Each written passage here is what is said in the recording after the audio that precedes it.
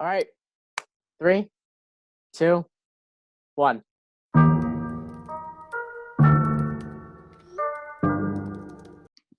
Welcome back. I'm Neil. Pat.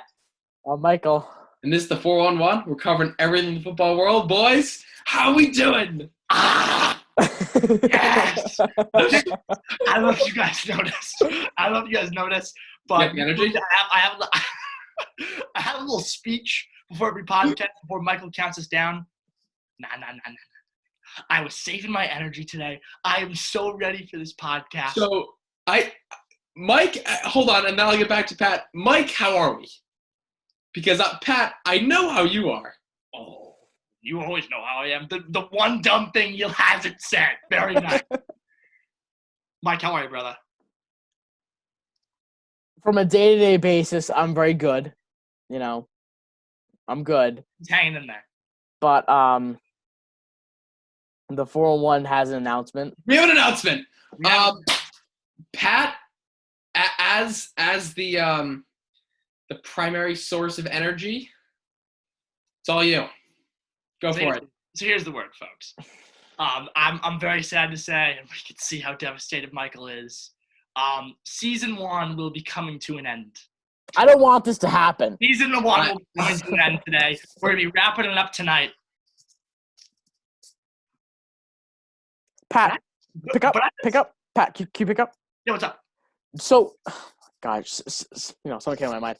Do you think that the 4-1 is this it for the 4-1? Like done for good?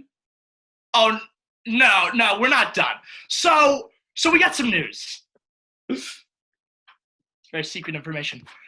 The 4-1 podcast will be starting season 2. Season 2 is coming July 1st. July 1st. Mark in your calendars right now. XX July podcast. July 1st. We're coming back. Season 2. We got a bunch of exciting stuff coming. We got fantasy. Have a lot of new things. We got. Oh yes. Be a lot of surprises, a lot of additions. We got some new additions to the podcast.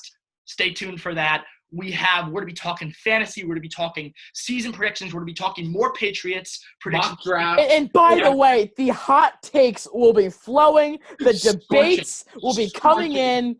Oh, God, it's going to be magnificent. We're going to be ready. And make sure to stay tuned on the Instagram, because just because we might not be posting on the YouTube doesn't mean that we won't be posting on the Instagram at least almost every day. And Neil, we'll be giving you guys updates on how things are going. Take it away, Neil. Let's get into this. All right, so today, as everyone probably knows, today we're covering Pat's schedule. So Schedule day. Today is schedule day, so schedule's released. What's that been with, Mike? I'll take it. Actually, you know what? I saw Pat flinch a little bit. Pat, please, you take it today. Okay, so I took a peek at this schedule, and I said, oh, no. Oh, no. Okay. Oh, no. This just from our absolute expert, we do this for a living, critique. Oh, yeah. This is bad. This is a difficult schedule. So, am I worried? A little bit, but I have faith in the Patriots. One game that I am very interested to watch is the bye week right before the Niners game.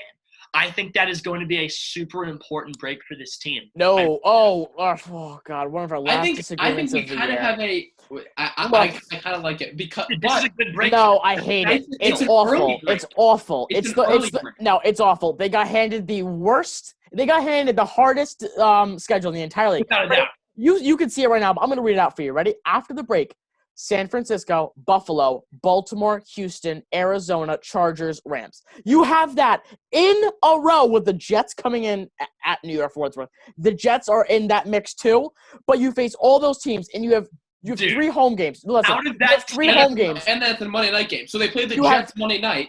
Out of those teams. But listen. The following Sunday night. Yes, listen, you have 3 home games. And those home games, San Francisco and Baltimore are 2 of your home games. Teams, let's look at the bye as more of a break, right? So let's look at that as the divider. Week 6, okay. That's the third earliest bye you can have.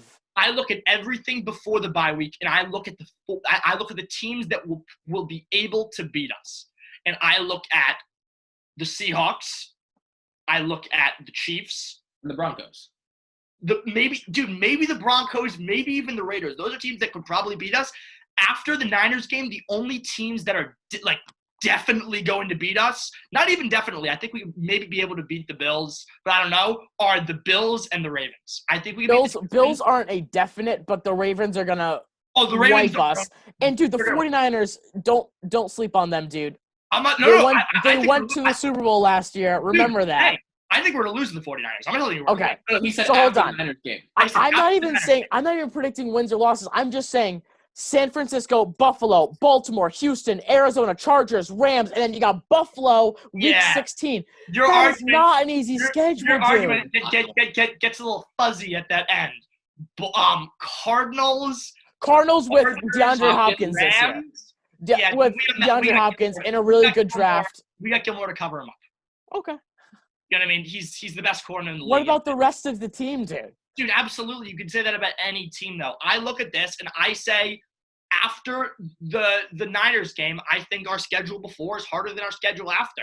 And after getting probably kind of beat up by the Seahawks, and look, dude, this is a new team that we're going to be seeing. So it's going to be, and as the Patriots always are, it takes them a little bit to get the wheels spinning. Hold on. You know what I mean? That after week 6 is going to be harder than before week 6? I think after week 6 is going to be actually easier than before week 6. Easier? You think after week 6 is going to be easier? I think our first 1, 2, 3, 4, 5, 6, 7 games is going to be harder than the rest. Yes. I think that Denver hasn't been good in over 3 years. They're going to be good this year. The Raiders haven't been good in a while.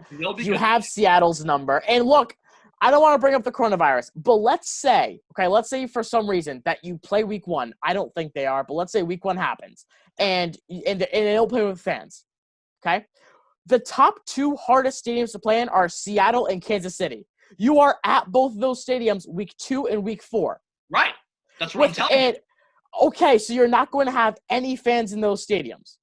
Dude, that makes it a lot easier for the Patriots. It makes it a lot easier, true. And you're right, not to bring up the coronavirus, but I probably think there won't be fans till maybe mid-season. Probably January, I'd say. I'm not sure. I don't want to get into that. But look, and then you have an untested Jarrett Stidham. There have been talks around of starting Hoyer before the bye, hopefully getting them to be like a 3-2 team, and then you put Stidham in afterwards. I don't like that because then you're opening Stidham against the not reigning, but the team that also went to the Super Bowl. That's his opening team. I don't like that. And honestly, Pat, I don't know what you're saying, but after week 6 is such a hard schedule, dude. You have the team that went to the Super Bowl, Baltimore, who's probably going to win the division. You face them twice. Buffalo's going to win the division. Baltimore, who just wiped you last year with the reigning MVP. Yep. Chargers, who are really good in LA. The Rams, who have a really high-powered offense. Complete agreement. I look at the break. I'm not even going to say bye. Miami at home, which is super easy. Raiders, super easy at home. I just don't know how you can say that, dude. I'm going to say after the break, after the Niners game, dude, the only 2 games that I think we are going to probably lose are the Bills and the Ravens. I think we can beat the Texans without DeAndre Hopkins. I think we can beat the Cardinals with DeAndre Hopkins. I think we can beat I think we can beat both LA teams. But you're not going to go to LA and beat both. I promise you. You're not going to stay on the West Coast for 2 weeks and beat both of them. That's not how that works. Okay, why? Because you're away from home for 2 weeks. Yeah, it's just comments. Well, you're traveling a lot. The Patriots, you're not traveling at all. You're gonna be in LA. It's the same stadium. You're gonna be in LA for 2 weeks. I don't think you beat both the Chargers and the Rams. Take away the distance or where they're staying, dude. The Chargers and the Rams, whether they're gonna be good or not. I'm sorry, whether they're beatable or not. I don't see the Patriots team this year beating both of them. One, yeah, I can get on board with that. Here's what I'm gonna say, and I think it's a super important part of this team. Or not this team plus this schedule. This team is probably going to be, if the playoffs are possible for this team, they're going to be a Week 17 team. Mm-hmm. It makes me so happy to see that we were playing the New York Jets. It made me happy last year. Instead of the Buffalo Bills. It made me happy last year when we had the Dolphins at home. Sure. And I guess you're right, dude. But to be honest, I think I would, at this point, where we are sitting right now, I would rather play the 2020 Jets than the 2020 Dolphins. if you're to ask me through week 6 of last year, I'd say no course, way. well, But they were- when they dude, won the like the Dolphins last last 4 year, out of they were- 6, yeah. Dude, they were a different team. from Yeah, I know, all dude. four When they won the different last 4 out of 6, they were an extremely different team. different team. Look, dude, this is a hard schedule, and obviously Hardest in the league. it is. But hold on, I feel like whenever the Patriots come up, you have to talk about Brady a little bit. So I do want to touch about Brady for like 30 seconds, and that's it. Okay. So Tampa Bay this year has 5 primetime games. Wow. Do you know how many they had last year? 1, 2. They had 1 primetime game last year. So I said a few podcasts ago that Brady adds instant credibility. This is your first There you evidence and example of how he does and how having Brady on your team, the Brady effect, it gets your primetime games. And it makes sense. I think the Patriots having 5 is a big waste of time, in my opinion. Yeah, look, I think I go back and forth on the schedule. So my only request from you guys this podcast is please, when we come like to July 17th and I go, you know what, Patriots going 13-3, they're like, well, Michael, you said they're going 4-12. Yeah, I know that was 4 months ago. Give me a break. Things can change. And hey, season 2, a lot of stuff is going to change. lot of stuff is changing, and I cannot stress that enough. Yeah. Asterisk exclamation point. So Belichick a few days ago said, the quarterback room is far from complete. I mean, he's either comfortable with the guys, but he said anything can happen. So don't be surprised if maybe they add another veteran or, maybe let another one go. Because, I mean, look, Stidham, 4th-round pick, hasn't had any experience. Brian Hoyer is a bum. So I don't know how you can be 110% confident in your quarterback room right now.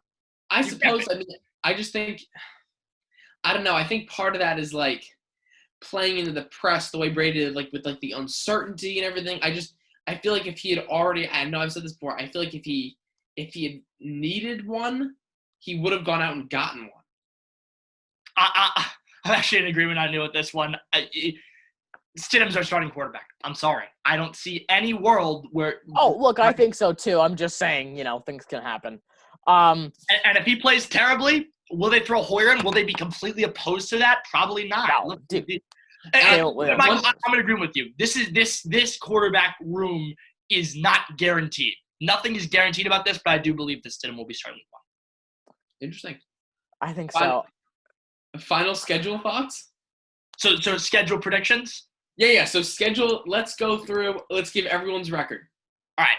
I'm going to start this one off. Go for it. I take a look at this. This is a difficult schedule with a very new Patriots team that we frankly have never seen before. If I'm eyeballing this, I'm so optimistic of the Patriots. I always have been, and I always will. Please if don't there be is a 2-digit number, I was gonna say, please don't be double digits. I'm on the bubble between 10-6 and 9-7. That is. I'm not going to tell you 12-4 or 13-3. I'm on the bubble between either 10-6 or 9-7. But my official one down there is probably going to have to be 9-7. I need to be realistic. I need to look at this schedule and say we were playing the Seahawks, the Chiefs, a good Bills team. I think we're going to beat the Bills at home, but probably lose away. I think there's always one game where we're projected to win, and we always screw it up. You know what I mean? You got to account for those. With Tom Brady, even in Tom Brady's complete prime, there's always one game where you think you're going to win, you're going to lose, or vice versa. I look at this schedule. Let's look realistically. Let's look at this defense. Let's look at this young new quarterback. And maybe he's not young. Maybe it's Hoyer, but I'm assuming a young quarterback that is not going to know what's happening. He's never started an NFL game, regular season game for that matter. 9-7. I think we compete. I think we're a Week 17 bubble team that may sneak into the playoffs as a 6. That's my final word. Yeah, and the thing that kind of scares me is, Pat, you said that they had like they always have that one game. My fear is that in the you past, can't have that as this team anymore. Fear in the past, that one game has come the final few games of the season when we're gonna be, like you guys have said, a Week 17 team where those wins are gonna matter. And the Patriots are not normally a Week 17 team. They're never a Week 17 team, ever. Correct. But now the fact that they are, and they have prior to this season been known for losing, a random game to the Jets or a random game to the Dolphins. but Neil, that's where I disagreed with you before, is that, like, dude, they have never been a Week 17 team before, so they've never had that problem. And they'll drop a few games.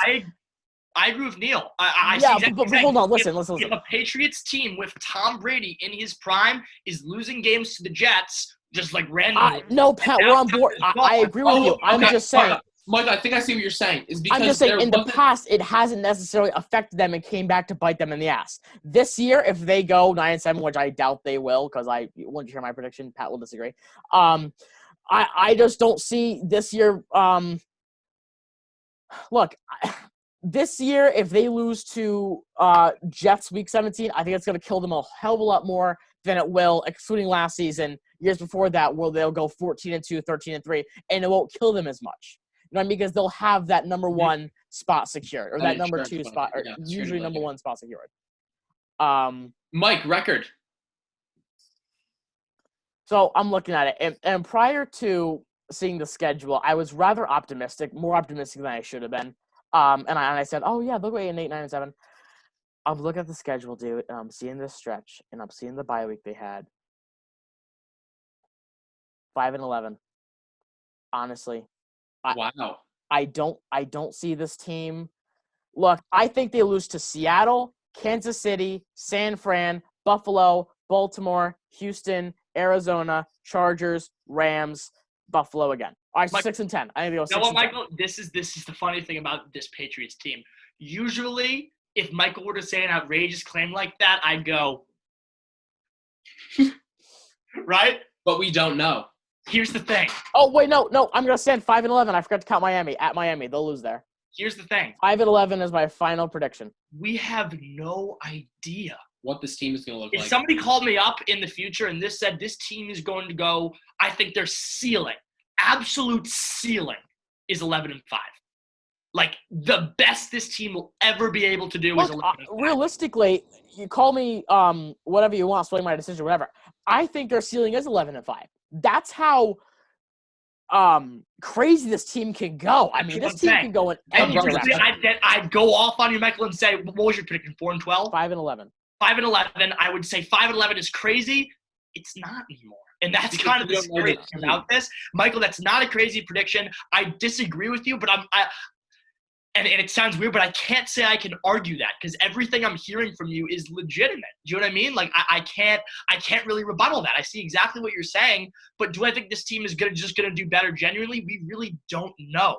Just based off of what we've seen in the past, but it's hard to base off what we've seen in the past because this team is so different. And obviously, we're speaking very opinion based, and not really backing up any facts. But I'll put in a few facts myself. You lost the GOAT. Whether he had a good season or he had a mediocre season or below average or not, you still lost one of the most clutch players, if not the most clutch player in all of sports. Well, that's a hot take. No, it's not. You lost. It is. That's you not lost. hot take at all. You could put MJ in that discussion. Well, yeah, that's what you said. One of the best. You lost a lot of linebackers. Okay, you lost a lot. And one of the biggest things, and the things that we were tearing the Patriots on last year, Week 14, why are they getting them weapons? This team's going to fall apart, or they're going to go to the Super Bowl. They didn't assess the wide receiver position at all. You still don't have an outside-the-numbers receiver. You're hoping N'Keal Harry can develop into that, but there's no guarantee on that. You didn't assess wide receiver. Sony Michel took a step back last year. Most importantly, you lost Tom Brady. And it's kind of going under the table, but you lost a lot of coaching too. I mean, a lot of guys jumped ship. Their scout jumped ship to Buffalo. Dante Scarnecchia, who was on the team for 34, 35 years, offensive lineman, he's gone. He's going to stay around the building, but he's gone. He lives 5 minutes from my house. Really? That's actually super cool. Which means he lives 6 minutes from my house. But you lost 46 minutes from my house. You lost Matt Patricia last year or 2 years ago. These guys are dropping like flies. Josh McDaniels almost took a job somewhere else. You're losing coaching. You're losing other players. Yeah. Guys like Devin McCourty are getting older. You lost Gronk a few years ago. You're losing pieces. And I think all that – last year it was kind of like imagine the ceiling caving in because of water and the flooding. It still held together, though, and you made it to the playoffs. But this year I think the Brady – leaving broke the camel's back and everything kind of splashed on the ground. Mike, I am in agreement with you besides the coaching. That's the Belichick way, dude. People leave. They go there. They go because they learn from a really fantastic coach and they can do it themselves. Yeah, that's true, but it doesn't mean that it doesn't negatively affect the team. course not. That's not what I'm saying. But I feel like you're using that whole like, oh, the coaches are leaving argument to be like, oh, the team is falling apart. Coaches are leaving like because they're doing. I also named like 5 other reasons on why I think the team is Of falling course. apart, and I don't think it's just the coaching at all. and I'm I just saying completely another agree with thing. you. And I completely agree with you besides the coaching part. Because I think coaches come and go from the Patriots. Just like players sometimes come and go from the Patriots, but they always do, find but, randos but to it fill. doesn't mean it doesn't negatively affect them. And look, just for the record, to kind of refute my own point, when Dante Scarnecchia retired 2 years ago, they got some interim guy who had been on like 5 or 6 different teams, and he led them to be like a top 5 offensive line. They won the Super Bowl that year. So to more Pat's point, you can find random guys. I just think they lost a lot of pieces on offense and defense. They didn't assess any of the offensive needs. They tried, but I don't think they're going to fully replace all the defensive needs. Brady, your leader, left. The team's getting younger.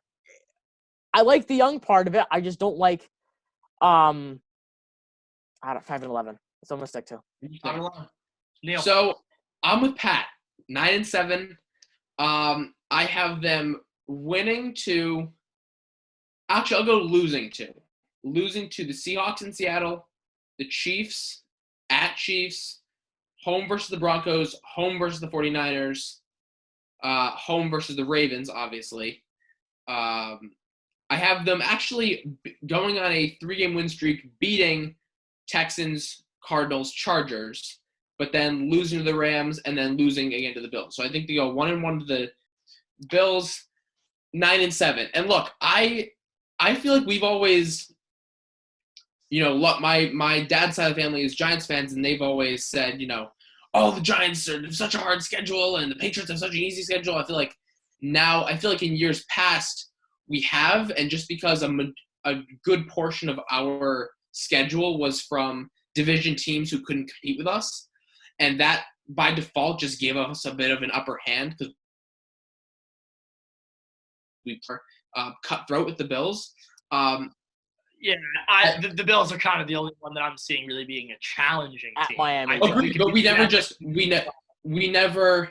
Oh no, we've never seen a Bills team. But we've never had this competition. There's a chance you go 3-3 in the division this year. Let's say you lose to Buffalo twice and you lose to Miami on the road. And that's saying that you sweep the Jets and you beat Miami at home. You can go 3-3 in your own division. That's something the Patriots have not done in a while. I don't think that's gonna happen. We've also kind of. Well, Pat dude. You said in the last podcast, Buffalo is going to win the division. That was your prediction. I think we might go 4-2. 4-2. So what are you saying? I think we might lose to the Bills once and probably lose to the Dolphins away.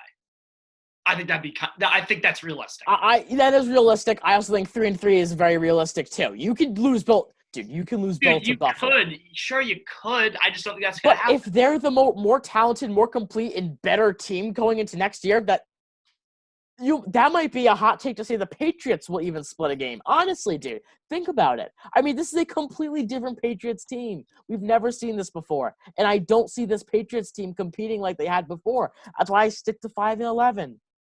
We're going to get into it season 2, my friend. 9-7. I really don't, just to kind of wrap up, I really don't like the week 6 bye. Third earliest. Typically, we come right in around like 10th, 11th.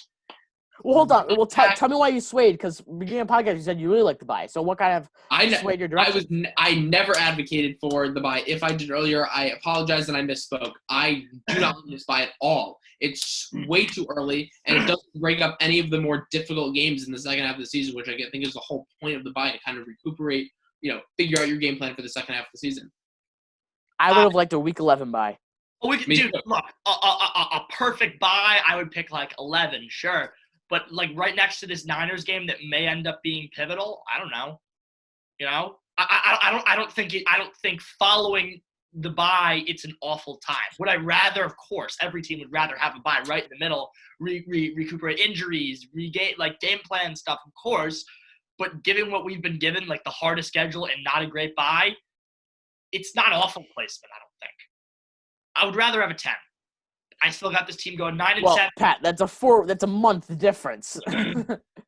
Michael, I would rather have a week. Every team would rather have a week 10, week 11 bye, of course. I just don't say I don't see how you could be satisfied with the 6. You I'm not- split nothing, and it's way too No, no, early no. in the season. Michael, I when, I can't- look at, when I look at the 6-round bye, I don't go, yes. No, that's not what I'm saying. But from the cards we've been dealt, I don't think it's gonna like screw us over. I don't. Screw us over, probably not, but I don't think it's It going to didn't help. positively It affect definitely us. didn't help an already impossible schedule. Not impossible, but very difficult schedule. Hardest in the NFL. This is a tough one. I want to go around and I want everyone to say their favorite moment from season 1. I just kind of want to wrap it up. You know what I mean? Me Not too. even- I'll give some moments. I'll give some enjoyable times. I kind of want to start this one. My Excuse me, Neil. my favorite one has got to be when Pat said McCaffrey was going to win MVP and would bleach his hair. Okay. At the time, it was a reasonable statement. It was a reasonable statement. Or that Lamar Jackson. It just kind of projected, you know, the energy and the love of the 4-1 that was to come, and I love that. That was awesome. Look, I just want to wrap this whole season up with my energy and my enjoyment for this. Everybody watching, I love you guys. Thank you for watching us. Thank you for tuning in. We appreciate every single one of you. Like, comment, subscribe, criticize. We want to be able to hear what we can do better to improve you guys watching. I love you guys. I love you, Mike. I love you, Neil. So much fun doing it. I gotta say, my favorite memory was it's such a classic thing. I love me and Mike's debates. I love the Dorsett debate. It was the debate with Philip Dorsett. That was awesome. Me and That was awesome. Me and Michael were going back and forth. We were bringing up really good points. I love Mike. We disagree a lot in sports, but we go back and forth, and it calls for some really good stuff to watch. If you go back a couple, Cole Kmet, some awesome talk about Cole Kmet. So much fun. What a time. Fantastic season 1, and everybody coming. So many surprises. Get ready. Get ready. So many season 2 things to come, and I hope you join us. Mike.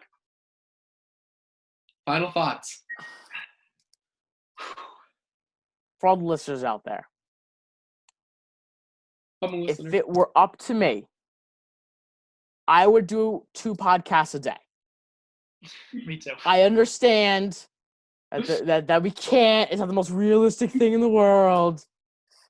But and obviously, and Pat and Neil, we're all very sad to step away from this podcast for 2 months. But oh man, this is gonna hit me, man. Oh god, I'm gonna miss this thing so much, dude. The great moments though. Favorite memory. Favorite memory. Dude, honestly, I love the debates. The small talk. Pat's like in person, sitting right here. Hey. Pat going like, or like whatever it is. When Pat goes Cole Kmet and I go no, and Philip Dorsett and I go no, Mohamed Sanu. Like those were great moments. And you know what, Mike? Season 2. And every time I hear I hear the words "Welcome back" from Neil, it's like to quote the great Patrick Joseph Daly, "I'm in my element" at that point. I love that. Michael Brock, great point. Season 2, we are back in person. This will be our last Zoom virtual podcast. Thank God. We're hoping it will be the last one ever. Really hoping so. It'll be the last one ever. It's cool, but it's. I can't wait to get back in that basement with you guys. A lot of fun stuff to come. Exciting moments. And I hope you join us. Season 2, July 1st. Get that in your calendars right now. I will take 10 seconds. Scroll your phone up, go to your notes or your calendar, and put in July 1st. 401 podcast is back. Season 2. Put that in right now. I'll wait. Boys. For the final time in season 1. Click it up. To an epic season 1. And an even better season 2. I'm Neil. I'm Pat. I'm Michael. And we'll see you July 1st. Let's go! Let's go! Oh my God, the end was so